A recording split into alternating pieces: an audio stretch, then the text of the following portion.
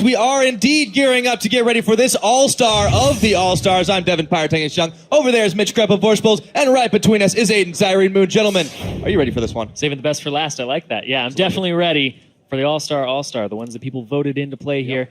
I am looking forward to that fire lineup. I'm just wondering if they'll go like full try hard, full serious mode, or if there's fun picks coming out here. Just Froggen indicated maybe some special picks coming out. I would love to see a Zed mirror. I would love Froggen to become the second other Zed player in the world. Get outplayed by Faker. So a lot of possibilities. Yeah, just so many players to watch overall. Yeah, I'm going to have my eye on Marin because last time we saw him, he was getting bodied by Huni on Quinn. I want to see what he does today. I think he might be a little angry. He might be indeed, but of course he's going up against Koro, and they've already had a matchup against each other, and even before then it goes back a little history all the way back to MSI, and maybe he does want some revenge for that. But we will be getting into the picks and bans, starting off nice and early. First off the board, it will be the Anivia, so not going to be played this game for Froggen. Rekkles going to get his wish there, get something else out of Froggen. None of that boring Anivia. Alright, I want to see Quinn and Jax off the table, so the match stays somewhat even. Nobody gets that stuff. Mundo should definitely be out of the equation as well. Yeah, you don't want to deal with that. Yeah, Mundo and Lulu have been 100% pick ban in the actual regional matches. None of the fun matches, but the regional ones. When people are playing seriously, those two are off the table every time. What, you mean the 1v1's not serious? There's no... I guess the bans did get really trolly in that, so... It's hard to get ahead with Mundo jungle in the 1v1 though. It's true. On the other hand, we got Lee Sin banned away. Gangplank 2 is not a surprise either. He has been very, very high up there in the popularity. Target ban to Froggen, target ban to Amazing. More generic bans on the side of Team Ice. I wonder if there's going to be a fresh ban over to MadLife or a Blitzcrank. Because if you leave both those hook champions up for him, he's probably going to take one of them. Got to play once. MadLife did ban, or his team rather, ban his own Thresh at one point in the tournament, so doesn't seem to favor it that much. He's actually been playing a lot of tank supports, a lot of Alistar Braum lately. Needs to be the initiator or peeler for his team overall, so may not even see that higher priority on that pick. But I'd love to. It's not as fun. I'd love to see MadLife Thresh. Yeah. I miss it. It could still be a possibility. They can only ban that or the Blitzcrank going forward, but with the Lulu taken off the board, only 10 seconds remain to find out what Ice will remove. Maybe Rise. I think seeing Faker's Rise is really scary. You might want to remove that off the field here. No, it's going to be the Thresh for MadLife. Fear the MadLife. No fun. My wife still today. Of course, that does leave Elise a very high-tier jungler up. Meteos, rather, has been playing quite a lot of it, and he does lock it in. I thought his Kindred was really good as well. So I'm a little bit surprised by the Elise here, especially since it's going to leave a whole lot on the table for that top lane, for that jungle. Still, that's extremely powerful. And they don't even have to rush the Kindred anymore. They can just take their time here, leave it open. Yes, you can flex it in 80 carry roles, but in the match with this much at stake, and with these type of players, I don't see a Kindred 80 carry kind of coming out. So Team Ice can prioritize other picks here, or just simply hide their picks as long as they can. There's no really power picks anymore that they really want to rush in the first two slots. Those days are kind of over. Yeah, you pretty much get a core for your composition, or something that's slightly contested very early on. I love just getting your jungler and support very early on, but it looks like they're going to go with their 80 carry here for Uzi, and that is also still a flex pick, but most likely support. I don't like that too much. I'm not sure how throwing a Karma in is going to go, I think it's actually more likely that this Karma ends up on a solo lane, especially with solo lane Spooky Ghost being an option. It's true. I think she can do some interesting things, and we saw yesterday as well in the Doublelift kaSing matchup just how strong Mantra W really is. Well, we know a few people who love that mid lane Karma too. Yeah, Karma is extraordinarily powerful with the Mantra W, like Krepp was talking about, where you get so much HP back so quickly, you basically win every trade, and it's so frustrating. Karma can actually build many different ways. I've seen tank Karma before, and it's just absolutely ridiculous because it's your missing HP. It's a percentage, so you get way more back off of the W. So she has versatile builds, but in a lane, she's very impressive. Yeah, more importantly, Mantra W just... You can even use it and then not auto-attack and chase people in minions, and you will not draw minion aggro, since spells do not draw minion aggro, so some creative gameplays there, but she does follow up incredibly hard. I like this Quinn. Is Marin going to take Quinn? Is he going to be on the flip side of a matchup here? I mean, maybe he learned a thing or two from Huni. You would hope. It's a flex pick, man. Sometimes you just got to take the Quinn to win, but we do have a Braum locked in. That will be for MadLife. Of course, still thinking it'll probably go to Doublelift, but we'll see. Yeah, I'm always very disappointed when Quinn is 80 carry. Because Quinn is so powerful in mid, jungle, and top. I don't care which one. You know, there's top that's definitely the most powerful, but don't put it 80 carry. You just want weird stuff. It's a waste. Every single time. Now, there's got an Alistar hover right here, which means we could be seeing the Karma in the solo lane. Amazing, considering his jungle pick as well. Baker Rengar. What else is still available in the jungle for him with the Elise off the table, the Kindred that we talked about? But what else do you think Amazing might want to go for if it's not this Rengar? I mean, there's obviously Rekkles and Gragas, which have fallen off tremendously, so plenty of picks available, but the fact that he's hovering Rengar knows it's either Kindred or Rengar at this point. And it does seem the team is telling him, stop trolling. Pick that broken champion. Keep us alive. Especially since they haven't drafted any knockback. You can't draft a Gragas at this point. Lee Sin is banned out as well. So Meteos, they aren't going to have anything that really hard counters the Kindred ulti. Also the Trundle as well. I mean, this is kind of like a bit of a shot in the dark when you don't know what the top lane is going to be. And if it is that Quinn, I don't know if it's really optimal there. There's so much flexing going on here. Trundle can technically be top laner. Oh, you're right. Against the heavy tank right now. I have seen Trundle support. Trundle support is fine, especially with Kalista to close the gap. You can pull him back out. You steal some AD as well. Yeah, we've seen Trundle support been played plenty of times, and in a meta game where you may sometimes see some more one-dimensional tanks in the top lane, obviously Trundle goes up in value. Karma could end up both mid, top, and support, so Team Fire completely in the dark right now. Yeah, at this point, though, I wouldn't actually draft a tank on the side of Team Fire, because at that point, you're just helping Trundle out. I would throw the Quinn top, I would pick your mid lane and your AD carry here, and make sure that this is your lineup, because if you get somebody who's going to take tank stats, Trundle is direct counter to that. The fact that MadLife actually locked in that Braum also just indicates that they are looking for a damage threat in the top lane, have their tank on the support. Good point. And also double AD carry is so good with a Braum. If you land that Q, it pops immediately. They've got a ton of damage on this side, not just from the AD side as well, with that Brand lock-in. Can be very oppressive. We have seen it used just a little bit. And I think in Faker's hands, anything's a weapon. Time ticking down here, and I don't think it's going to be the Zed. It's a little bit more the respect hover. I know you're good at this, Faker. I mean, it's a fun matchup. Yeah, well, he could. You get bullied when trying to CS, but Zed shadow movements have a lot of outplay potential. Brand is entirely skill shot based except for the E, so make a lot of things disappear. See what Froggen goes with. I do want to talk about the Tristana here for Doublelift. I think Tristana is an undervalued champion on this patch because of the changes to explosive satchel. The satchel that if you actually get all stacks on it, you get a reset on your rocket jump, so you get to jump again. Yep. And it's a good counter to Kalista because you just point on him, throw it up, and there you go. There we go. That seems more like a Froggen champion to me. This is so Season 2, man. Brand mid against Nivea, against Lux. Jesus. And the Trundle support. We got top lane Karma. I love seeing matchups like this. I love Froggen's Lux, by the way. Straight up carried me in many occasions in my life. Both offline, online, so fantastic pick to see. Yeah, and I think that Lux benefited a lot from the new masteries. Thunderlord's Decree on Lux allows her to hit breakpoints very early on in the game. Around level 9, you can easily one-shot the enemy AD carry, the enemy mid laner, no problem. Oh yeah, this is going to get incredibly bloody, but I do want to ask your gentlemen's opinions on which match or which full composition you really think is favored here? It's really tough. These are no tank compositions except for the supports, so it's very squishy. You're going to have to rely on the jungler and get some advantage in that way. I do think the bot lane matchup does go in favor of Fire. That's really only the one that I'm saying 100% here. Yeah, Tristana is traditionally a strong pick into Kalista. Braum can deny a lot of damage of the Kalista, and just the fact that you can jump in with Twist, W from Braum afterwards, even Q flash aggressively. So in a pure 2v2 scenario, no junglers involved, Braum Tristana is an incredibly fun lane to play.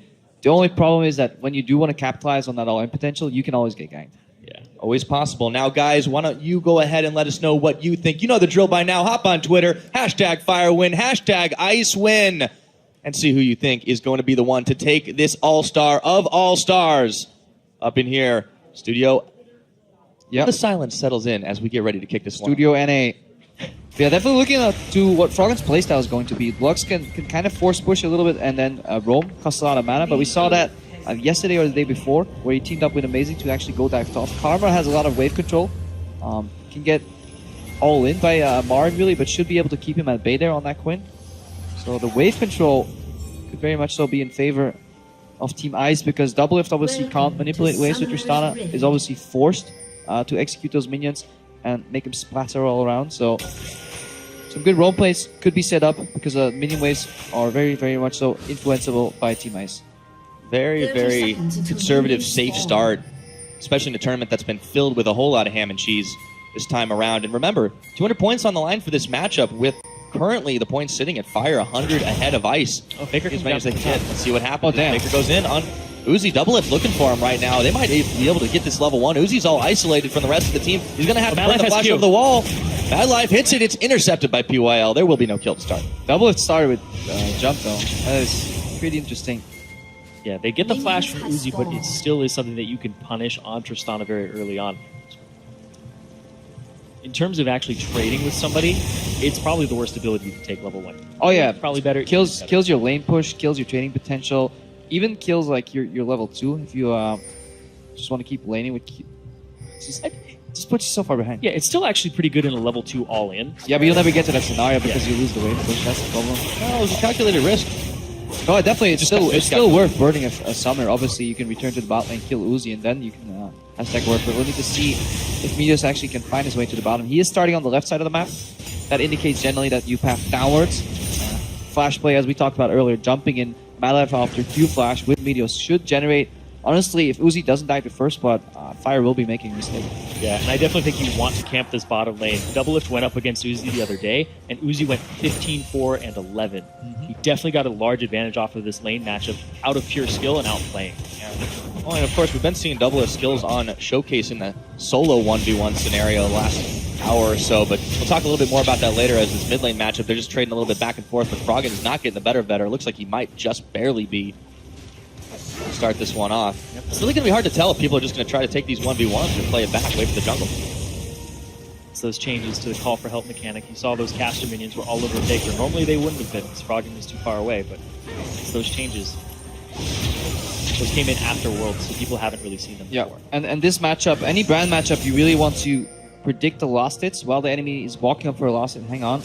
I'll do the same to Faker here. Out of the shadows. Oh. They get the stun into the Wolf's Frenzy. Faker is target numero uno. Taken out by Froggen. And he burns his ghost as well, so they get a summoner spell on top of all of that.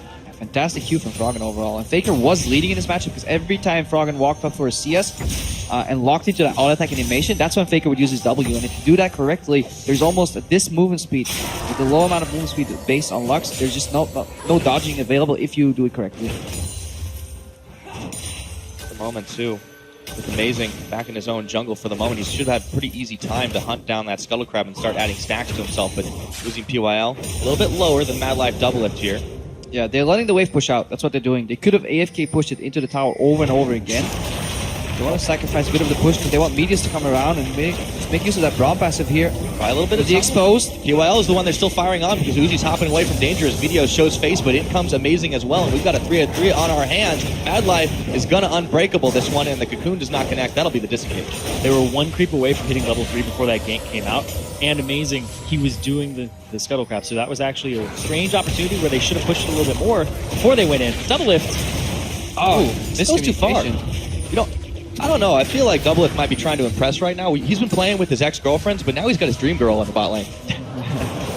I mean, he's played with him before, so I think it's actually the one that got away. The one that got away. Well, maybe not. Hopefully not this I mean, game. in every relation, somebody's reaching, somebody's settling. So, MadLife definitely settling. Although he has been in space prison for ages, so who knows? It's true. Relationship advice. It's with casters, finally out. guys. He gets to shop around a little. Either yeah. way, he's at disadvantage now. Anyways, what I wanted to point out is that Uzi should have died there. Like, straight up. If they just went... If Doublelift actually jumped in, used the heal, the fact that you have the stun on Uzi, by that time, Meteos could come in. Uzi has no flash available. Just straight up aggression would have killed Uzi in that exchange, but weren't ready to go for it. Now, amazing. Setting up for the dive. Doublelift is very low. We will see that sad, sad dragon animation if Doublelift does go down. So, fortunately, he smells the danger, backs away, realizes this is not the best place to be right now. Yeah, Team Isis played beautifully around that lack of flash. Really good counter gank there in the bot lane. Amazing securing the push. It was obvious what's going on if the Tristana stops pushing. There's obviously the risk of an all-in. Meteos started on the left side of the map. No lane was really gankable mid and top, so that it all pointed into a bot gank direction. And Amazing was in the right place at the right time, and that's why people have called him one of the best junglers at this tournament so far. Good sense, too. He's going top immediately. Since nothing happened bottom, you would think that the enemy jungler would go to top because they saw you on the other side of the map. Instantly, he's going to go ahead and have to flash behind his own turret, but Meteos is there. They're diving it, don't even care. And that's Marin picking up Koro. Dodging out is Meteos. Marin takes another tower shot. Amazing defends the turret. Yeah, the patient on Meteos, if you wonder why Koro randomly flashed, you basically expect the cocoon to come out and didn't trust his reactions to wait for the animation. A really good patience there on Meteos, and then flashes out, resets 2 projectiles with that repel outside of turret range too. Fantastic gank.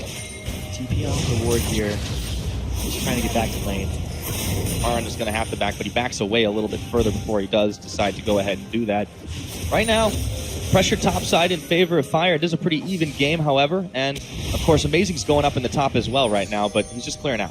Yeah, and Korra, he's struggling because he's in the building phase of that Spooky Ghost item, and that's when you have tier 2 spell thieves. Obviously, you can't make use of any of the procs because you're continuously last hitting. That puts them on cooldown unless you wait for them to go off cooldown, then poke and then last hit, but it's incredibly hard to do that. If Marin is aware of his surroundings, he won't take any of those procs, so keeping Korra down while it's still in the build phase can actually delay a lot of gold and a lot of damage later on. And I think this is such a unique item for the top lane, because if you build this on Korra, on this Karma, what you'll end up doing is you hit it as your jungler is coming in. It'll check for if the enemy jungler is around, so you see it run off in a weird direction, it'll check and be like, oh, that's where Meteos is. And if it hits Marin, Quinn has no escape. She'll try to bounce off of you, but you can buffer your W against her with Karma. So there's a lot of great things here that Korra can end up doing once he has that item. Oh man, Traffic Cone stopping Doublelift, and MadLife are moving too far forward. But it is PYL that gets stunned up just a bit. Uzi's the healthiest one on this team, and he's got a whole lot of spears sticking in MadLife. Oh. Can't pull him out. Nope. He actually has really good knowledge of Kallista's mechanics, because you saw that because MadLife is out of range, he stuck a new spear in a minion and then tried to go to the left a little bit more. And then when you rip the spears out, the detection range of the spears is actually bigger than the activation range, where you have the ability to use E. So he was trying to cheat it a little bit and get that extra range. And generally in combination with that mechanic, Froggen trying to steal here. Faker does get it. Faker does get it. In combination with that mechanic, you also just want to execute a minion so you don't lose the cooldown. Keep harassing over and over. That's true. As he spotted up on the top side. Now, he's definitely had a pretty solid start to this game as Kindred. He's just able to go where he wants for the most part. He hasn't had a lot of counter pressure from Meteos, who's just been focusing a little bit more on those lanes. But we'll go back to bottom lane as Uzi takes an explosive charge. PYL is going to get stunned up by the winner's bite proc, and Doublelift just keeps on firing. Yeah, and this trade right here shows you why this lane is so strong, because you can always initiate trading on Uzi. The damage return will always be blocked by MadLife because it's so easy. And then PYL has to walk up incredibly far forward, puts himself in stun range immediately. Then the trade is won again by Team Fire bot lane. So this mismatch is kind of only solved. Oh, another bind. Yep, they get it, and into the Wolf's Frenzy he goes. Faker this time's got his flash, and he uses it. Down he goes anyways. As the arrow picks him off, it's amazing. That gets the kill. Not even paying attention. I just love bot lane. Yeah, I was about to be like, oh yeah, and even though PYL lost the trade, he's Trundle, so he just sits around and gets more HP back. So as Trundle, you want to actually continue to constantly trade with people, because as soon as you lose or win that trade, you get to back off, and then you're full HP. A little bit of a slow up there. Get around in the bottom though. Yeah, Goro's going to go ahead and take the fight to Marin. Dodges out the blind. He's healthy.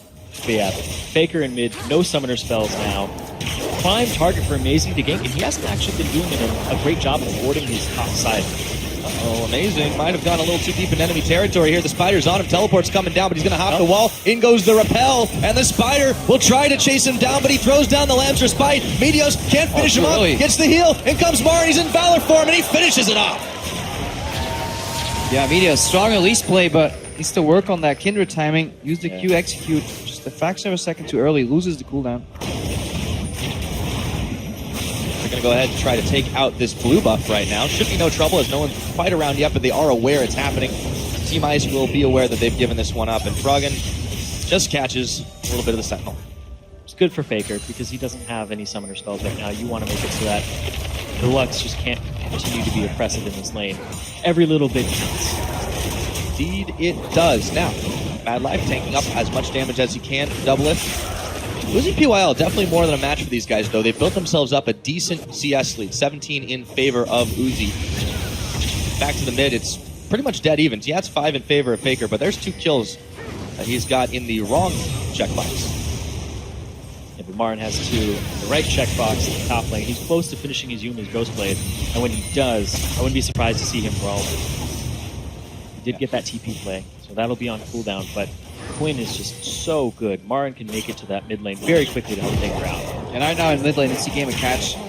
You very rarely will see Froggen throw out like random Qs. He just wants to get Faker on the edge with E, and then again, as Froggen's CSing, he has to walk forward, and that's when Faker will always use his W. So trying to fight each other with CS, and that's the mark of great mid laners, is when not only are they focusing on their own creeps, They're continuously challenging you to get the CS, and it's incredibly annoying to play against. You just watch Faker's VODs closely, you'll see that he's always walking up when the opponent is trying to go for a CS. Go back to top lane where Koro is being charged down. Has to burn his flash. He still goes down. He even sent the spooky ghost, but they couldn't keep him alive. Marin is having revenge for what happened to him yesterday. Even though it's not the guy who did it to him, he's like, you know what, this happened to me. You're gonna know how this feels. Hey man, MSI was definitely a big blow as well, and he will get something back for that. 3-0 on the board. POL stunned up in the bottom side, but Doublelift, amazing the one that's unhealthy. Mason's coming around the side. Been waiting here a while. He's marking him. Going for it. Doublelift knows his time is close to down. He sends out the explosive shot, or the buster shot, I should say, but it won't save his life. MadLife's going down. Double kill, and PYL gets yanked out, and now the tower is all but free. Yeah, Amazing didn't get a stack for that, but they are going to get this turret, and they do get 2 kills on top of it. Flash is still available for this bottom lane, but the thing is, there was really no escaping from that. Should have really tried to get out a little bit sooner, but he hung around as best he could, and it just did not work out well for him. 2 kills on the board to Ice. They did give up a turret in the bot as well, picking one up for themselves. That's going to prompt Fire, Meteos and Marin, rather, to just go ahead and take down the Rift Herald. Froggen was not eyeballed by Ice. Really big difference in which side of the map is doing well. Team Fire straight up praying that Marin will just carry them from the top lane, whereas the bot lane struggling, and at this point, that matchup starts to tilt towards Uzi and POL because they're just so far ahead.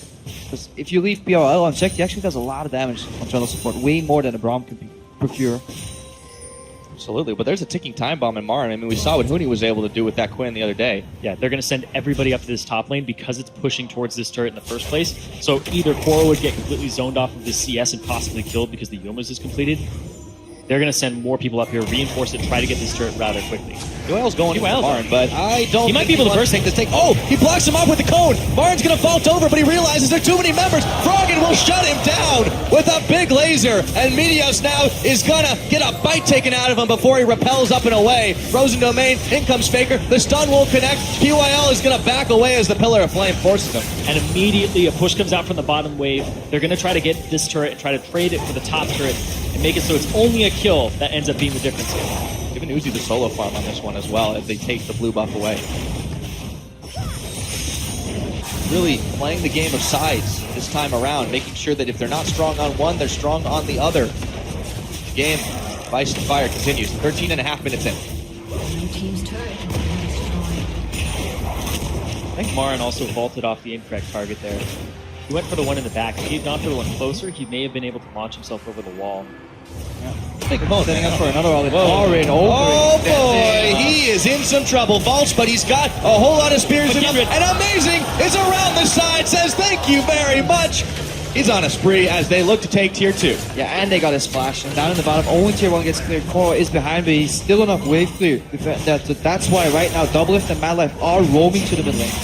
Overconfident there from Marin. That looked like the second time where he just sees somebody. That looked like it was, no, both people are there, and Uzi is rather strong. That was definitely a huge misplay. Back to back as well. One right after the other. However, Team Fire does look to lick their wounds and maybe pick up a dragon while they are at it. Yeah, and you can see how the metagame has shifted. That dragon would have gone down a lot sooner if this was a couple of patches ago. Just no value on that dragon.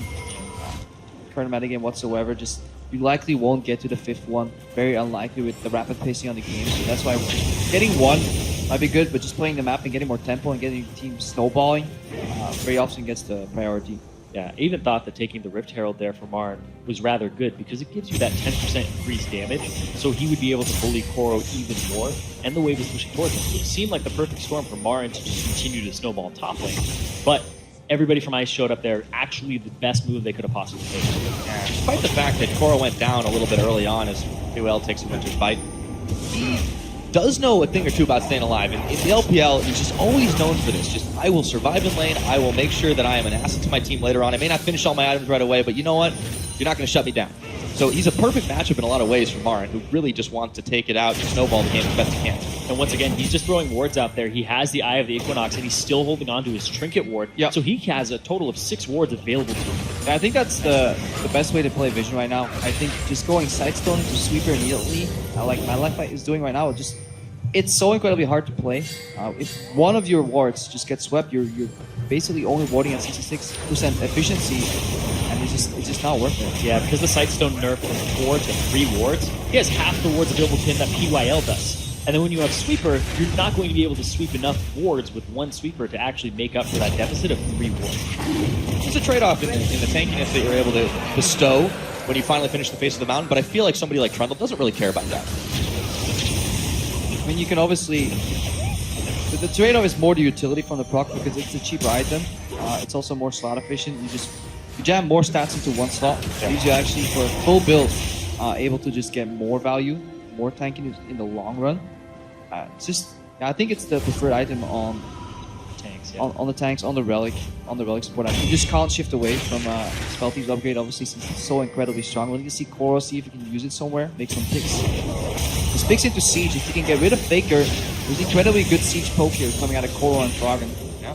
However, they're going to have to worry if they do wander up into that top side jungle. It is lit up like a Christmas tree at the moment, despite the inferior side stone on the side of Team Fire. Yeah, and if it ever comes to a Siege, that's exactly what's going to happen. You're going to get the pillar from the Trundle come out, facilitate the skill shots from Froggen. Only one needs to connect, but talk about that later. Maybe. Spotted. Doublelift. He's got the hop. He's going to use the Buster shot, but there is the cone, and a flash away says, I don't think so, not today. Uzi just sweeps or throws down the scrying orb in the brush. 100% Doublelift is there. Doublelift is at a level disadvantage as well. He's a level down. I had no idea what he was going to try to do against the Blade of the Ruined King Callista. Probably just assumes Uzi would take the farm and back off because there was not enough vision. Yeah. Just wanted to hide in the brush and then just match the waves. He was not looking right to get all there because obviously. I don't think Amazing's looking to fight either, especially not 1v4. He's going to back away. He has had a little bit of rougher of a time than he was in the early game to roam around the map. Nonetheless, Team I still holding on to a slim advantage, but it just seems with the map movements, Fire are the ones in control of the pace. And it's gone. So no Cloud 9 movements where you push up the bot lane, rotate to the mid lane, siege on that tier 1 tower because we're back in Season 2. Wave clear mids. Over and over. Amazing's going on a roam again, so let's see if we can get a catch on Doublelift, who is going to go ahead and try to take out the Raptors. Instantly Amazing's there, and Doublelift will back away and take them for himself. Nowhere is safe, but the Rift Herald is not either. Meteos and Marin will take that down again. And look at Faker as well on your minimap. He's always positioned to the left side. He's really hugging that left wall because he knows the right side of his jungle is exposed. His main job right there is to wave clear and avoid getting go. But that does leave tier 2 bottom open for potential dive. Yeah, exactly. Just look at the warding from both teams. Top side is all blue, bottom side is all red. Play towards the side that you have warded. But right here, they just came through the jungle. They saw them actually come this way. Yeah, but the main difference is that Ice has an AoE wave clear mage in the top lane, and Marin can't bust that open, whereas Fire just doesn't have the wave clear. It's on a static mid lane champion like Brand. There's no Lux ultimate thing you can use to play one of the sideways, so really Ice pivoting around the point that is the issue, which is all the wave clear from Faker. The only way you're gonna get that mid-tier tier 1 tower is if you dive Faker. What you can do waiting to set up for that dive is just pick away at the other side. Just pivot around that mid. Don't spend too much time just AFK sieging mid because it's never really going to work unless Faker's gone. So far, it is really MadLife holding. And Meteos is coming back up, so that means Ice is going to back away. Marin tries to go around the side, but he's not quite in sync with his teammates. It's going to be a word war as he vaults over Amazing. But now it's Uzi around the side, and he throws PYL, forcing the flash of Marin away. Faker's looking for one as well, and the Luxol will whiff in between the middle. Everyone backs away before another match queue. Nice change of direction there as well from Marin. The obvious way to go is to just go to the right. PYL, he still wants more. Oh, he wants to fight this. That Trundle is big, but he takes a little bit more damage than he bargained for in the back half. I'll disengage once again, but it is really a fight, a war of attrition over this mid lane. Tier 1 tower still standing. Yeah, it's really an aggressive push to get through the choke point into the mid lane. If they had to path the long way around, they would have lost more damage on that tier 1 tower. I want to keep that alive. It's a really good seed. It's a really just good position for Froggen because he can pan out to the left, pan out to the right, and join pushes on the side with his laser every single time as long as the tier 1 is still up. Those cones from the choke points are just going to make life so hard for Team Fire here. If they position it correctly, Ice has got themselves a pretty scary combo. I don't know why they're lurking here with 3 people. It's obvious this wave's going to be cleared. Oh! Okay. Hello. Gonna flash forward though, looking for PYL who's stunned up, bouncing the Pyroclasm, and that's PYL going down. Everyone from Ice is bailing away. Don't you know not to play with fire? Marin, if you take damage while you're channeling your ultimate, it gets interrupted and put on a 3-second cooldown as quid. Meteos Doesn't know where to go. He's just getting kited around here. These fights are so touch and go because everyone's just so darn squishy. And goodbye, Faker, looking for more. It's going to be though amazing who is stopped up by the cocoon. Doublelift backing away, and MadLife escapes with a sliver of health. Yeah, this is the second time Froggen has clipped Faker with a Q to the left in a dodge pattern. So he definitely done his homework, or just watch Faker play, or just mind gaming him because the second time that Faker straight up steps into a Froggen Q. You even got boots rather early on as well to try and dodge there. Those are kind of expensive boots. You know? The sword pen you definitely want, because when you end up in these team fights, you want to be able to do a lot of damage to the squishy targets, which we just saw happen there with the Pyroclasm. Amazing, got cocooned, and he had no opportunity to actually hit his ult. There He goes almost up. Not quite yet, but they won't even need it because Koro has just got a whole hell of a lot of damage with the help of POIL. He gets some revenge and takes down Marin. Meanwhile, Uzi in the bottom, push back. Koro and PYL have actually been running a rather interesting combo. My favorite thing about this is when, that was really That's nice. beautiful. He hit both of them. Yeah, and obviously the laser is not a projectile, doesn't get stopped by the bronze shield. Amazing. No opportunity. Very low there, you get spun out, but honestly that was still for me a positional mistake from the boost side team, from Team Fire, because there's no way you're gonna siege into a Lux. You need to catch her out, and her range on wave clear, as long as she has mana, is too big with E and R not being able to stop by MadLife. She's not there right now. Froggen does have ulti. Yeah, they got a Tristana. They've definitely got a way to push this tower very quickly. Doublelift hanging out, being body blocked by Meteos, and they just can't finish it off before the Lux comes in, but they've got some serious damage on it. And they have control of this side of the river. But they still have to wait, wonder, worry about this mid lane. Because this is where all the action's going down. Marin's on again. But about these fights, Marin, half his health gone in the blink of an eye. Still trying to siege this one up, but they don't have a huge wave of minions. Yeah, that may not be the best target to actually blow your spells on, because he's going to back, he's going to use his ultimate, he's going to run back to this lane really quickly with the home guards.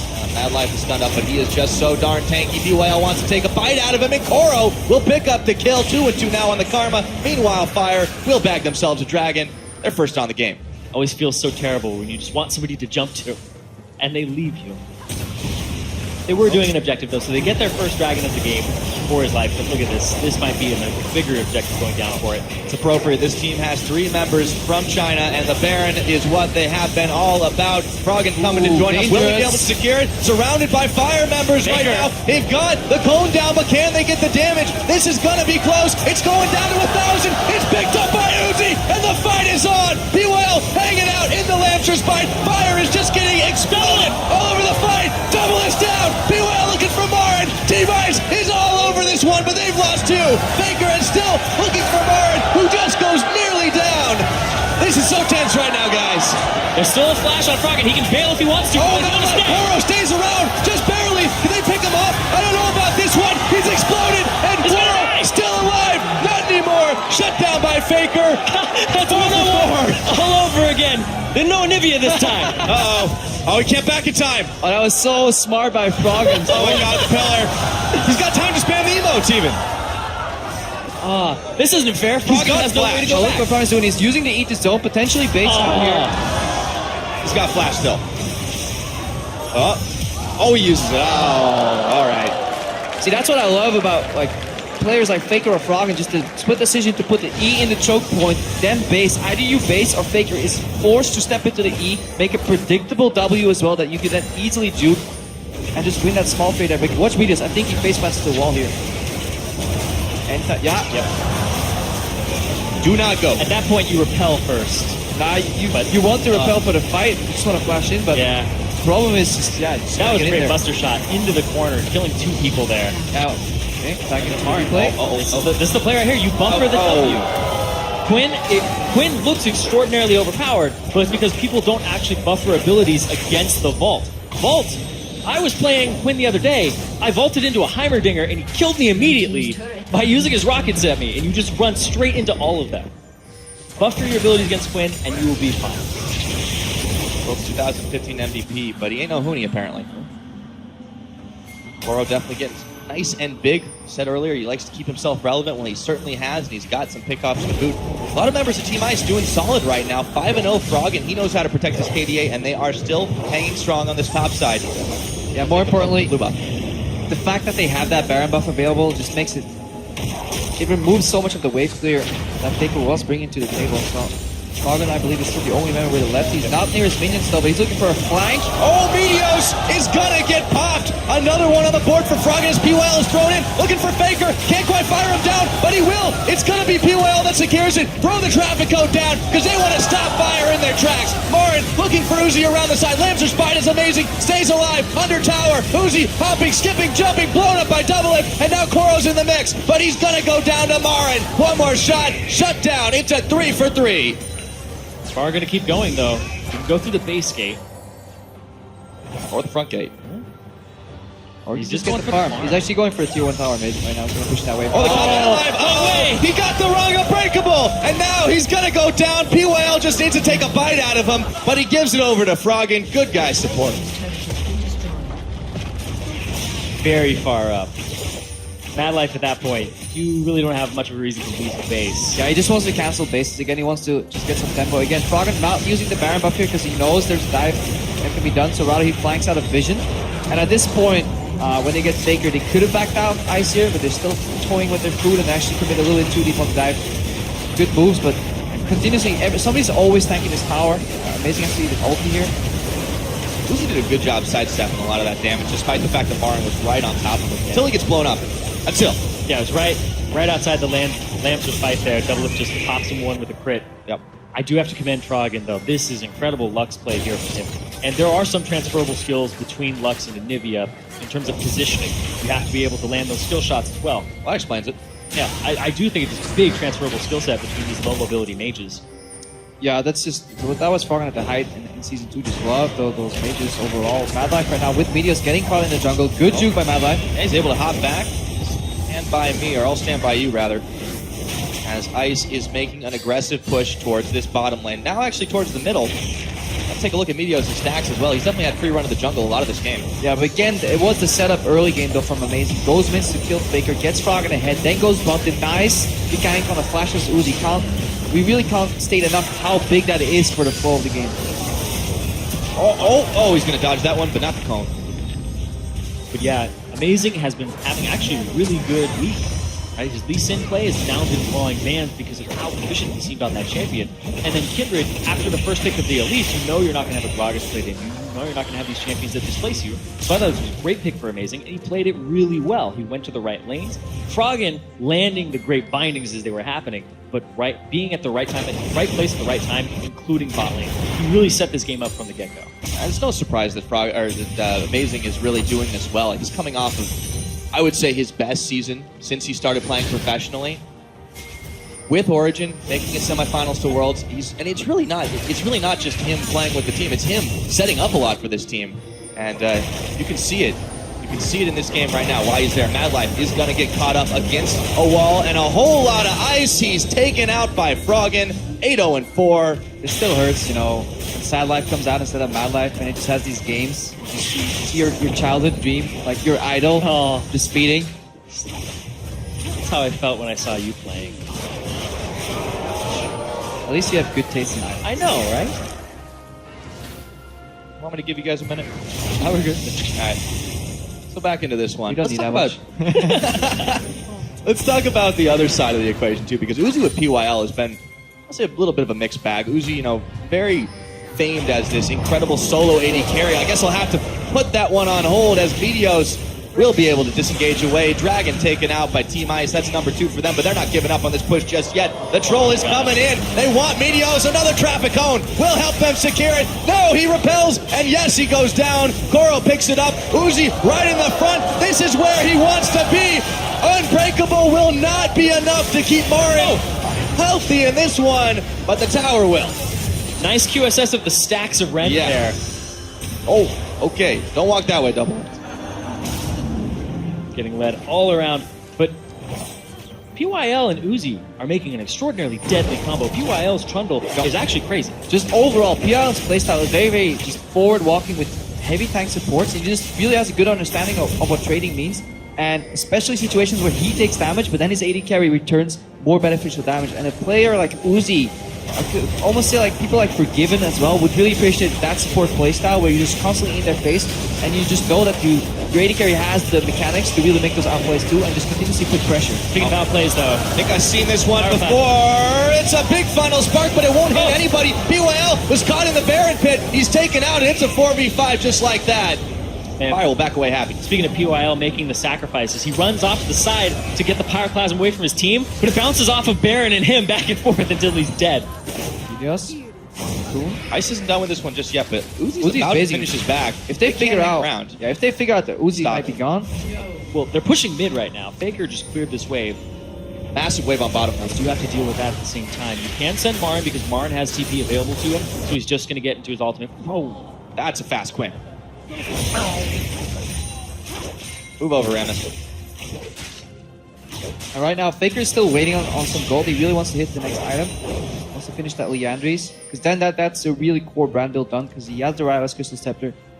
Massive slows on all of his AoE spells. there it is. Yup, now it's teamfight brand with this build. Even though he's 1-4 and 6, he has the potential to straight up carry a single teamfight. Yeah, that score doesn't necessarily do him justice either. They have been putting a whole lot of attention to that mid lane on Ice's side. So is Team Fire, but in that laning phase, Yeah, but it's I still feel this is a different Faker we're seeing this tournament. Maybe just a little more relaxed, just not really respecting the boundaries as much, because this isn't the first team that has figured out that you should probably camp Faker. And in the past, very few have actually succeeded at doing it successfully. Maybe that was due to the merit of his team really cross-mapping very well, putting pressure on the other side of the map, capitalizing on the fact that people were spending time trying to kill Faker in a less organized environment. You know, happen. Yeah, even in Faker's interviews, he talks about how he's a different player now than he was in Season 3. And Season 3 was all about Faker, and in Season 5, he's become about being a team player. So when he gets camped, it's always Bengi can go to a different lane and set up Marin. They actually did a lot of that during the season. If Faker was ever behind, I remember very clearly there was a Cinder game where he got back into it in the LCK by having a great play in the mid game, because he still knows that he's going to hit these breakpoints and he plays around them. But speaking of camping for Marin, not going to find anything here though. yeah, Koro has definitely gotten himself up to a very comfortable point in this game, but still have to be careful on the side of Team Ice. Fire can burn them if they come a little bit too close. Meteos will be backing away on that one. Trap Stone comes down. PYL is just doing a great job of going out the Pillars of Filth on targets that have to use certain abilities to get away, whether it's a flash. And just look at how comfortable Team Ice is with Froggen's wave clear. We see 4 members moving up in the mid lane, completely no action. Speeding up POL, that's very smart. Faker, he's got his flash. He's going to have to use it into his team, but the catches, the attempts keep on coming. Yeah, I could see amazing pathing to the top lane to start a push right over there, because both teams realize if they stay in the mid lane, it's just wave clear versus wave clear. So what then is the limiting factor is split push. And obviously Marin has a leg up there. Amazing was trying to get a bit of a push in the top lane because the Marin was brought. That again forced the initiate in the middle lane. Speeding up with Karma to get the pillar. Really good job. He's doing a lot of damage to this turret. Oh yeah, Koro's got a bit of wave clear on his side, but still, Marin is able to push oh so fast, and there wasn't enough attention being paid to this bottom side while they were hunting for Faker in the mid. Koro wants Actually, one-on-one. historically speaking, this is actually exactly what happened in the early stages of Season 3. There was a lot of team fight focus in Season 2. A lot of AoE, those mages, you know, no assassins being played, AFK wave clear, people just falling for the same trick over and over, repetitively going mid and then being surprised that the minions would be evaporated. The answer to that obviously was a split push right now, and that's what we see Marin do here. Again, you ignore the mid lane. Wave clear, well, assume that the guy is good enough to put his spells on the minions, kill them, so go somewhere else. And Marin doing a really good job split pushing so far. It's really risky to split push against this Karma as well. She has a way to speed herself up Yep. to root you, and also with Frost Queen's going to slow you down. So if you don't have adequate vision of where Amazing is at all times, somebody can be coming after you. So I'm big props to Marin here playing the distance game on that. You can see right now, even though there's a wave all the way up there, he's farming Frogs, making sure that he's at least getting some uptime here. He has the wards though to support him. 2 wards there. 3 right now with the new blue drink. It's relatively easy to stay safe. Those buffs of blue wards will likely see a re-engage here. Once Marin gets spotted in the bottom, there's 2 actions Ice can do. Hard engage mid is one of them, or Baron rush the other and just potentially trade for the unit.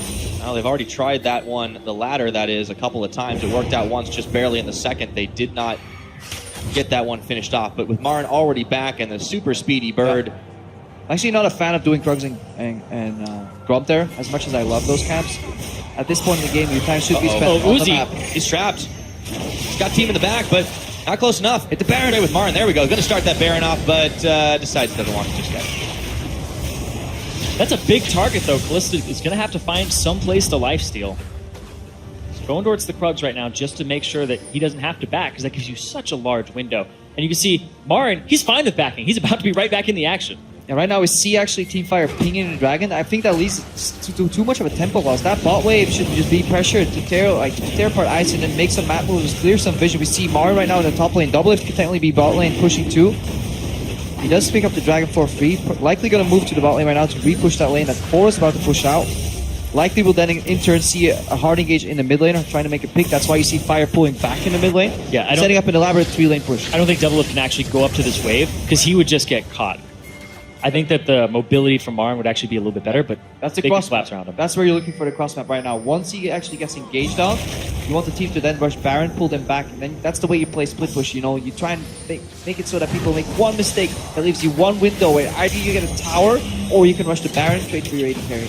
It's that one opportunity, pushing the pole. As soon as somebody pushes, you have to pull and bring them to the other side of the map. And if they continue to push, then you actually end up getting an objective over them and try to make them the most of the trade. Despite the fact that Ice has built themselves up a not entirely comfortable lead here, it's only about 4,000 in at 37 minutes onto the game. Really does hang in the balance a very, very, very close one that just one catch can snowball this one into tower, into an inhibitor. And neither team is keen on taking that chance. And Marin back to split pushing now. All 5 members of Ice are in the mid lane, off to the left side, looking to be around that Baron. I think Ice is going to have to rush the Baron here because they're in a position where they have no play other than do it. At least start it. They want to stop the push in the mid lane. They want the teleport to be used by Marin. Oh, he just used on. So that one's burned. Ooh. So we're able to get that for a couple of blue trinkets. You have to start the Baron now, otherwise they're at risk of losing mid inhibitor. They have Kalista and Kindred so they can stay in the pit, use the ultimate to stay alive. Froggen takes a bit of damage from Marin though, and they will throw down a little bit of zone. The Baron will reset. Fire not getting anything else for it though. Baker with the pings. They're going to continue to push this mid lane because they have inner track on it. A really, really good positioning overall and just way back to play. I don't know. If I was Marin, I think you should have run straight at that turret, use your Youmu's, and get some damage on it. Yep. Baker was the one trying to push, but Froggen is already backed, and they even managed to push a little bit more on the top side wave. 3K is the difference, but that doesn't matter right now as Marin is being fired down by a combination of Uzi and BYL before the rest of his team can even arrive. They'll be backing away through the jungle. Still have to look out, though. PYL, he has had some good catches with those cones. Fire doing a really good job dancing around Team Ice here, pushing mid, forcing them to go mid. Now they clean the vision, complete vision denial right now. Doublelift. Oh my, ooh. Got that I was right behind him. Hot on his tail as Ice does their best to maintain control of this pit. They want a little bit more. Uzi throws in BYL, who backs away from the pillar, throws his own, and Fire disengages in the nick of time. Zero vision on Baron for either team right now. Marin's coming. Might contest with Amazing here, who has the Gromp as his next target. Marin wants to push him off of that, but he knows the team is right behind him, so he's safe to do it. Ice will get together, and the Crab will be contested. Not even sure who it went to. I'm very surprised that Marin actually did a manual dismount there from his ultimate. Usually if you just get the auto attack on somebody and you press it on them, you're going to get that extra damage. But he just manually canceled it around the wall from Amazing. You can also cancel it by buffering an E on someone as well. He is all over this map and all over this jungle. But they've got eyes on him. The blue trinkets. All right. Three on either side. Coming in handy this time. Just, you can follow the strategy that Team Fire is doing right now by just watching the pings on the map. So they identify threat number 1, which is the pushing top wave right now. Really, that just adds pressure to you, so you really want to get that slow pushing. Oh, he didn't jump over the wall. Uzi with a bit of a... Amazing is not super happy right here. He's going to bail out. Yeah, usually you can ballistic Q over that wall. There's a certain portion of it that you can do it on. Yep. Surprising to see that it's Uzi out of all people that fails it. Even Uzi fails that jump. Yep. So next time you flame your teammate for being boosted. Right? At All-Stars, you learn that Uzi messes up that jump. At Worlds, you learn that Faker even fail flashes sometimes. It's always good to get that. Everyone can feel good. Everyone can feel good about that. But back to this game, we're 40 minutes in. The stakes just keep on getting higher because a wipe of a team could very well mean the end of it with those death timers creeping all the way up. And the Baron has become the center of focus for Team Ice. Mid lane, still for Team Fire. Exactly. It's just such a back and forth. It's just a tiny little dance here. If one person missteps, then they're caught, and that's a kill, and they can get so much off of that. He goes, Marin, he's got the tether. Koro does, that is. Marin is trying his best to run away. He's going to go ahead and clear it off of him, but he is caught in between everything, has to flash the cone. And now it could be the chance for Ice to strike, but Doublelift and Meteos are trying to zone amazing way from this one. UL in the front, another cone down. Those cooldowns are just way too low for him. Goes in, gonna get pulled in. Pyroclasm is effectively canceled. Meteos jumps up, tries to escape. MadLife throws his ulti down, but he is caught with the Unbreakable. He's going down, but he buys the rest of the life for the team. Oh! Koro snipes him with a Mantra Q. Amazing over the wall. Throws the Lambs for spite. Meteos is in the middle. Doublelift is down. Froggen picks it up. Meteos is blown away. And Marin, the last man standing, will not be able to stop this Baron. Big misplay there. They have so much catch potential on Ice. You have to respect it. You have to respect the spooky ghosts. You have to respect the speed up from Karma as well, or else you're just going to get caught just like that. Yeah, Koro and POL have been playing fantastically together overall. It's just to see a Karma really identify the right usage of shield. It's actually very tricky. You just continuously speed up anything that can make the engage happen, and instead of speeding up Froggen to try and fish for Qs, it's actually speeding up POL, who has just a tendency to play so far forward anyways. He gets the pillar there. That facilitates for Froggen. Suddenly everybody's on the run, and if you can never turn, because if you then turn, Amazing has a really easy ultimate spot. Now Marin trying to save the day, but he won't even last more than a few seconds. Tower going down, inhibitor soon to follow. MadLife's the last man on the board for a few more seconds, and this Nexus turret is gonna go down oh so quick. I don't know what MadLife can do. The rest of the guys are off the fountain, but are they in time to save the day? Ice, Ice, baby is the word of the day, and there will be no tiebreaker at All-Stars 2015. Final match decides it all. It's through Froggen, though, having a crazy game. Getting attention from Amazing, being able to carry that, landing the Qs, and just overall, Ice, you could see from an individual performance, we're doing well, but the way they were synergizing was very beautiful on top of all. Oh yeah, they worked together very well this game. I was very impressed by this particular choice. The All-Stars for Team Ice, they really voted. Everybody out there, good job on that one. Oh, and they just get a big ups from the crowd. Nothing against Team Fire, though. They played this one out well. I feel like they just